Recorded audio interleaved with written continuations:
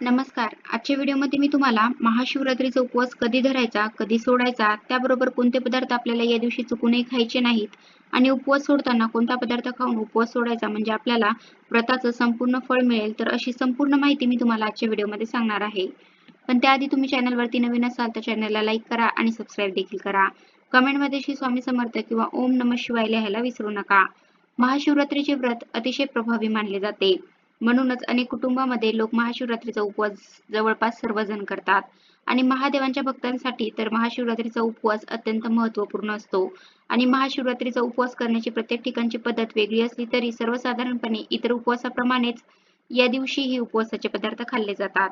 पण त्यामधले असे काही काही उपवास असतात की त्यामध्ये एखादा पदार्थ खाल्ला जात नाही, तो वर्ज्य केला जातो. तर अगदी त्याचप्रमाणे महाशिवरात्रीच्या उपवासामध्ये सुद्धा असे कोणते 3 पदार्थ खायचे नाहीत हे मी तुम्हाला सांगणार आहे, जेणेकरून तुम्हाला त्या व्रताचं संपूर्ण फळ मिळेल.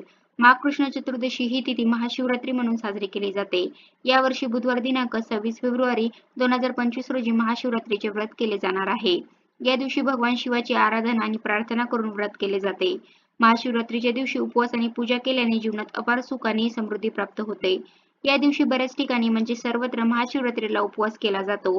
पण शरीर शुद्धी करण्यासाठी खरे तर उपवास केले जातात. तर महाशिवरात्रीचा उपवास हा एकादशीप्रमाणे पूर्ण 24 तासासाठी केला जातो. म्हणजे 26 फेब्रुवारीला सकाळी लवकर उठून स्वच्छ स्नान करून शक्य असेल तर अंघोळीच्या पाण्यामध्ये थोडंसं गंगाजल टाकावं आणि त्या शुद्ध पाण्याने स्नान करून रोजची देवपूजा करून घ्यावी. तुम्ही शिवलिंगाची सुद्धा विधिवत अशी पूजा करायची आहे. हा उपवास दिवसभर करायचा, रात्रभरही करायचा आणि 27 फेब्रुवारीला सकाळी आपल्याला हा उपवास सोडायचा आहे. म्हणजे तुम्ही 26 तारखेला सकाळी उपवास केला तर तो रात्री सोडायचा नाही. रात्री सुद्धा तुम्ही उपवासाचे पदार्थ खायचे आहेत. मात्र 27 तारखेला तुम्ही सकाळी हा उपवास सोडू शकता. फक्त ज्या स्त्रियांना मासिक धर्म आहे त्या स्त्रिया मात्र पूजा करू शकत नाही. पण तुम्ही उपवास मात्र नक्की करू शकता आणि मनातल्या मनात महामृत्युंजय मंत्र किंवा ओम नमः शिवाय हा मंत्र जपावा. त्यामुळे सुद्धा तुम्हाला व्रताचं संपूर्ण फळ मिळू शकतं. कारण असं म्हणतात की भोलेनाथ भोलेबाबा आहेत. अगदी साध्या पूजेने सुद्धा ते आपल्यावरती प्रसन्न होतात. त्यामुळे अगदी साधी जरी पूजा तुम्ही मनापासून केली तरी त्याचं फळ तुम्हाला नक्की मिळेल. त्याचबरोबर जी बालके आहेत, लहान मुले आहेत, वृद्ध म्हातारे व्यक्ती आहेत किंवा जे आजारी आहेत, वारंवार जे आजारी असतात किंवा गर्भवती स्त्रियांनी कोणत्याही प्रकारचा उपवास किंवा कोणत्याही नियमांचे पालन करण्याची आवश्यकता नाही. फक्त त्यांनी केवळ भगवान शिवशंकरांचं, महादेवांचं नामस्मरण करावं. मनातल्या मनात किंवा मंत्र जप करावा. एवढं जरी मनापासून केलं तरी त्यांना पुण्याची प्राप्ती होते आणि महाशिवरात्रीच्या व्रताचं फळ सुद्धा त्यांना मिळतं. आता हे व्रत कसं केलं जातं तर हे व्रत 3 प्रकारे केलं जातं.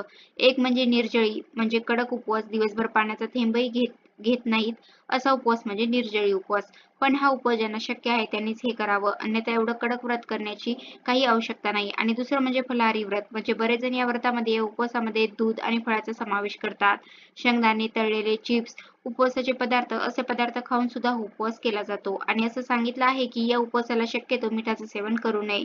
म्हणजे जे आपलं समृद्धी मीठ असतं ते उपवासाला चालत नाही असं म्हणतात. पण अनेकांना हे जमत नाही म्हणजे बिना मिठाचे पदार्थ खायला, तर त्यांनी शक्यतो सेंधव मिठाचा वापर करावा. ते थोडंसं गुलाबीसर रंगाचं असतं ते मीठ तुम्ही उपवासाला खाल्लं तरी चालू शकतं. उपवास करताना आपण मात्र शरीरशुद्धीसाठी उपवास करतो आणि पण आपलं मनही त्या दिवशी तेवढंच स्वच्छ असणं, चांगले विचार आपल्यामध्ये असणं गरजेचं आहे. म्हणजे या दिवशी आपलं आचरणही चांगलं असावं. कोणाशी वादविवाद, शिव्याशाप अशा गोष्टी करू नये. कोणाशीही भांडण करू नये. या दिवशी सर्वांशी प्रेमाने वागावे, गोड बोलावे. उलट या दिवशी शक्यतो जास्तीत जास्त वेळ शिवाच्या ध्यानधारणेमध्ये घालावा.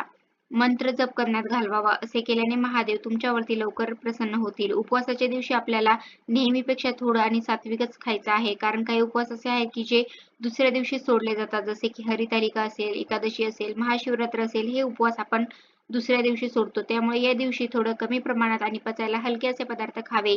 कारण उपवास करणे म्हणजे पोटाला आराम देणे अशा पद्धतीत असतं. त्यामुळे शक्यतो आपण कमीत कमी आणि हलके पदार्थ खाण्यावरती भर द्यावा. त्यातल्या त्यात तुम्ही खजूर, राजगिरा, रताळी, सुकामेवा, फळे अशा पदार्थांचा जास्तीत जास्त किंवा त्याबरोबर फळांचा सुद्धा समावेश तुम्ही आहारामध्ये करू शकता. त्याचबरोबर बघा, गाव बदललं की सगळ्या पद्धती सुद्धा बदलतात. हेच पदार्थ खाल्ले पाहिजेत, हे नाही खाल्लं पाहिजे किंवा हे व्रत करत असताना हा पदार्थ चालत नाही असं आपण प्रत्येक गावामध्ये वेगवेगळ्या पद्धतीने ऐकतो.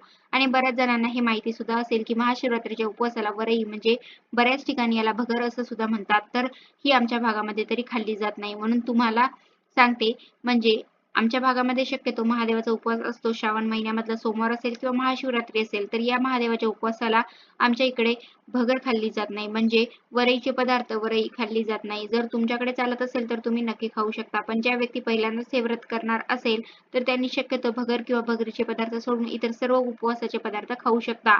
तसेच या दिवशी आपल्याला चुकून सुद्धा मांसाहार करायचा नाही. कांदा लसूण सुद्धा आपल्याला पूर्णपणे वर्ज्य करायचा आहे.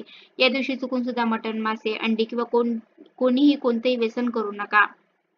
आपण श्रावण महिन्यामध्ये सुद्धा संपूर्ण महिनाभर मांसाहार वर्ज्य करत असतो, तर अगदी त्याचप्रमाणे महाशिवरात्रीला सुद्धा आपल्याला या पदार्थांचं सेवन चुकून सुद्धा करायचं नाही. कारण आपण म्हणतो की शंकर भोळे आहेत, पण तेवढे ते क्रोधित सुद्धा आहेत. म्हणजे त्यांना लगेचच राग येतो. त्यामुळे अशा या पवित्र दिवशी जर तुम्ही अशा काही पदार्थांचं सेवन केलं, तर आपल्याला या व्रताचं फळ मिळणार नाही. या दिवशी शक्यतो जास्तीत जास्त आपण भगवान शंकराचे ध्यान करायचे आहे. सोप्या ओम नमः शिवाय या मंत्राचा जप करावा. कारण असे म्हणले आहे की महाशिवरात्रीच्या उपवासात रात्री जागर करावा. याने व्रताचे अधिक पुण्य आपल्याला मिळेल.